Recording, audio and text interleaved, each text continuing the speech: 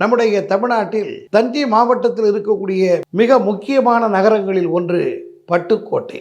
அந்த நகரத்தில் தாலுகா போர்டு என்று இயங்கி வந்த அந்த அமைப்பில் நியமன உறுப்பினர்களும் நியமிக்கப்படுவதுண்டு. அந்த அடிப்படையில் பட்டுக்கோட்டை மேலத்தெருவைச் சேர்ந்த மாரிமுத்து என்கின்ற தோழர் தாழ்த்தப்பட்டவர் நியமன உறுப்பினராக நியமிக்கப்படுகிறார். அவர் நியமிக்கப்பட்ட பிறகு ஒரு வாய்ப்பும் கூட அவருக்கு தரப்படாமல் தாலுகா போர்டு கூட்டத்தையே கூட்டாமலேயே காலம் கடத்தினர். ஏனென்றால் அவர் வருவார், உட்காருவார், சமமாக அமர்ந்து விடுவாரே என்கின்ற எண்ணத்தில் அது நடத்தப்பட்டு வந்தது. இதை கண்டு கொதித்தெழுந்த பட்டுக்கோட்டை சுயமரியாதை இயக்கத்தைச் சேர்ந்த தோழர்கள் களமிறங்கினார்கள், போராடினார்கள். செய்தி முதலமைச்சராக இருந்த டாக்டர் சுப்பராயன் வரை செல்கிறது.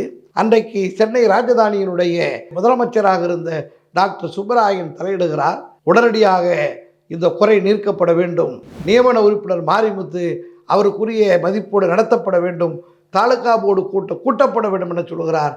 அதன்படி தாலுகா போர்டு கூட்டம் கூட்டப்பட்டது. மாரிமுத்துக்கு அழைப்பு விடப்பட்டது. மாரிமுத்து வந்தார், அவர் இருக்கையில் அமர்ந்தார், அவருக்குரிய மரியாதை தரப்பட்டது.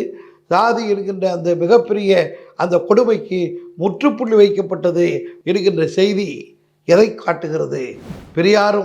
பெரியார் உருவாக்கிய சுயமரியாதை இயக்கமும் தான் இந்த மரியாதையை பெற்றுத் தந்தது என்கின்ற வரலாற்று செய்தியை நீங்கள் அறிவீர்களா?